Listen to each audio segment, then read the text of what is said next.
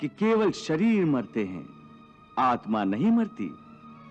इसलिए तुम शरीर का मोह त्याग दो, उनकी मृत्यु का शोक त्याग दो, परंतु तुम्हारा मन उस सत्य को मानना नहीं चाहता।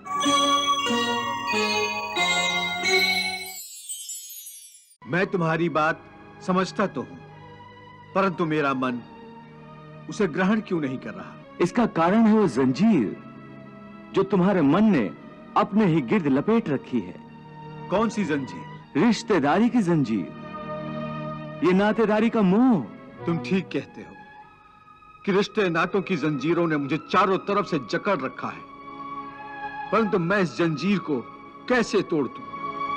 मैंने मान लिया कि ये सारे शरीर नाशवान हैं, परंतु इनके साथ जो मेरे रिश्ते हैं वो तो नाशवान नहीं है, वो तो सच्चे हैं। भले इन सब के शरीर मर जाएंगे, परंतु इन सब के साथ जो मेरे रिश्ते हैं वो तो नहीं मरेंगे। इन रिश्तों की पवित्रता पर मैं कैसे प्रहार करूं?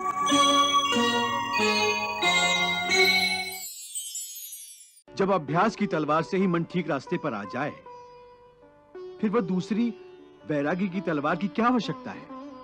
उसकी आवश्यकता इसलिए है कि एक बार ठीक रास्ते पर आ जाने के बाद मन फिर से उल्टे रास्ते पर न चला जाए, क्योंकि उल्टे रास्ते पर इंद्रियों के विषय उसे सदा ही आकर्षित करते रहेंगे।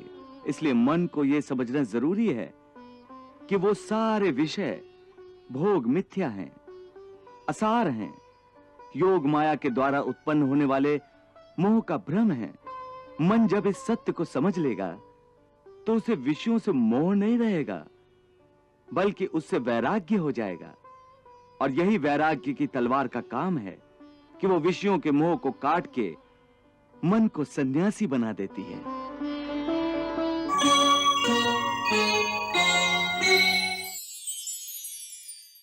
हे केशव, ये जो तुम वैराग्य की बात करते हो, ये तो तभी आ सकता है जब प्राणी को आपकी इस बात पर विश्वास हो जाए कि ये सारा जगत वास्तव में मिथ्या है, परंतु आपकी माया के प्रभाव से वो सत्य जान पड़ता है। इस परम सत्य के ज्ञान पर विश्वास हो जाए तभी तो वैराग्य होगा। ज्ञान ही मनुष्य के हृदय में वैराग्य पैदा कर सकता है, और वही सच्चा ज्ञान मैं तुम्हें प्रदान कर रहा हूं। परंतु मेरा मन उसको ग्रहण क्यों नहीं कर रहा? क्योंकि अभी तक तुम मोह और भ्रम के अंधकार से बाहर नहीं निकले, इसलिए तुम उस ज्ञान को ग्रहण करने में असमर्थ हो। इसीलिए मैं तुम्हें समझा रहा हूं कि केवल शरीर मरते हैं, आत्मा नहीं मरती। इसलिए तुम शरीर का मोह त्याग दो, उनकी मृत्यु का शोक त्याग दो, परंतु तुम्हारा मन उस सत्य को मानना नहीं चाहता।